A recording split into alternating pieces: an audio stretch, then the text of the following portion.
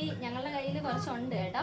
ഞങ്ങളപ്പം ഇവിടെ കുളത്തിലായിരുന്നു കിടക്കുന്നത്. അപ്പോൾ കുളത്തിൽ നിന്ന് ഞങ്ങൾ കുറച്ച് നമ്മളെ വീഡിയോയ്ക്ക് വേണ്ടി, അപ്പം നിങ്ങൾ എന്തുണ്ടെങ്കിലും പ്രത്യേകിച്ച് ഫിഷിങ്ങിൻ്റെ കാര്യം നിങ്ങളുടെയും കൂടെ ഞാൻ കാണിക്കുമല്ലോ.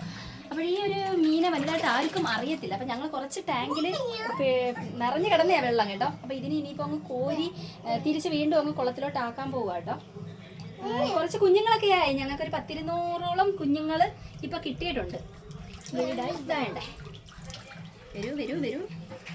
അങ്ങനെ ഞാൻ നിങ്ങളുടെ ഇതാ പരിചയപ്പെടുത്തുന്നു നമ്മളുടെ ബുട്ടീക്ക പൂരി കേട്ടോ. പേര് തന്നെ ഒരു വെറൈറ്റിയേ. അപ്പോൾ ഇതേ കണക്കൊന്നുമല്ല, നമ്മളെ കരിമീനെക്കാട്ടിയും ഒരുപാട് വലിപ്പം ആകുന്നേ കേട്ടോ. ഇതിപ്പം ചെറിയ ഇടത്തര സൈസാണ്.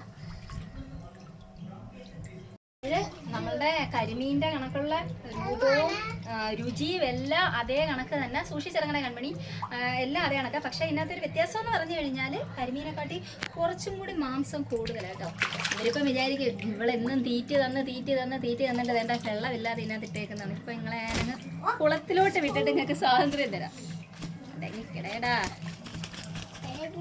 അപ്പോഴിനി അധികം താമസിയാതെ തന്നെ നമ്മളുടെ ബുട്ടീക്ക പൂരി പൊള്ളിച്ചത്, ബുട്ടീക്ക പൂരി ഗ്രിൽ ചെയ്തത്, ബുട്ടീക്ക പൂരി റോസ്റ്റ്, പൊരിച്ചത്, കറി, ഇതൊക്കെ നമ്മൾ ഇപ്പം പലർക്കും ഈ വീഡിയോ കണ്ടപ്പോഴേ മനസ്സിലാക്കണം ഇനിയിപ്പോൾ ഇവളുടെ വീഡിയോയിൽ കൂടുതലും ഇത് തന്നെ ആയിരിക്കണം. അങ്ങനെ തന്നെ ആയിരിക്കട്ടെ. അപ്പോൾ ഇതിനെല്ലാം ഞാൻ ഇങ്ങനെ ഇട്ടിരിക്കുന്നില്ല കേട്ടോ. കുറേ നേരമായിട്ട് ഇങ്ങനെ ചരിഞ്ഞെല്ലാം കിടക്കുക. വീണ്ടും ഞങ്ങൾ കുളത്തിലോട്ട് ഇടാൻ പോവുകയാണ്.